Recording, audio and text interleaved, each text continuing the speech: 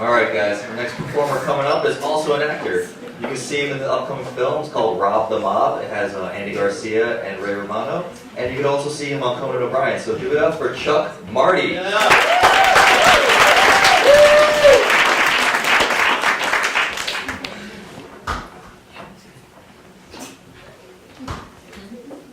Brothers and sisters, today's sermon is based on John's Gospel, the wedding feast at Cana. Mary and Jesus were invited to a wedding, and somehow Joseph managed to skip the event and was never heard from again. I really like Joseph.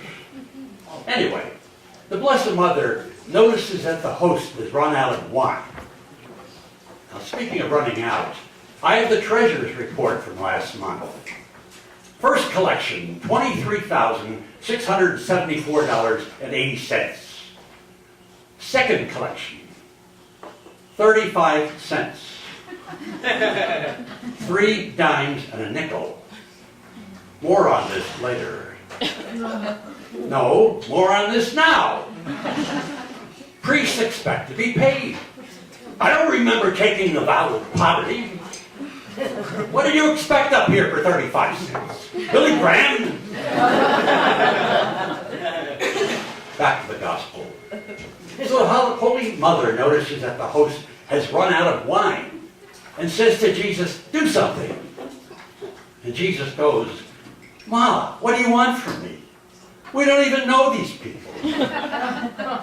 Besides, my time has not yet come. Mary gives him the look. It's come. So Jesus goes to the head steward and tells him to fill the jugs. And does the fill the jugs with water trick. And the water turns to wine. And the steward tastes the wine and goes to the host and says, you have saved the finest wine till last. And Jesus gives Mary the high five. And the moral is, if you want to avoid a distressing social event, it's always a good idea to invite the mother of the Son of God. And be sure she brings along the kid. Praise Jesus.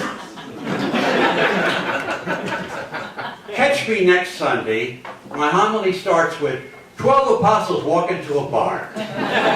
You're going to love it. Now, the parish business office is in big doo-doo. You people aren't giving enough. I mean, we have a computer in our office. It's terrible. The thing is so old. I mean, Windows 1. There you go, texting during my service. That is not allowed. When I see you look down, it's to pray. Listen, I have a Twitter account. Hashtag Father Bob, I've had it.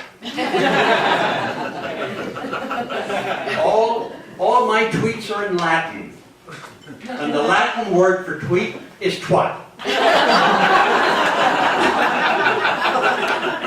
Hic haec hoc, huius, horum harm horum, omnia gloria est, tras partes divisa est. What am I saying? As for confessions, also known as reconciliation, I'm proud to say we are keeping up with the times. We are way ahead of the times. We have penance for new sins, such as internet porn, iPhone abuse, mobile device gratification. Isn't that great? The church has come up with a bunch of new ways to make you feel awful. OMG. You know, we need a coach for the girls' 8th grade basketball team. And people have come up to me and said, Father Bob, why don't you coach the 8th grade girls' basketball team? And I must respectfully decline. If I see one more ponytail, those sweaty, new vital bodies, I digress. As I look at you, I am appalled. I mean, you are in God's house.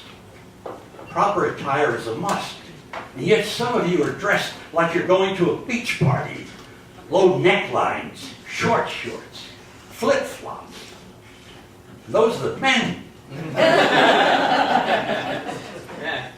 In the back of the church, folks, I want to remind you, there's a quiet room. Let me say this. Our precious children are always welcome in the pews.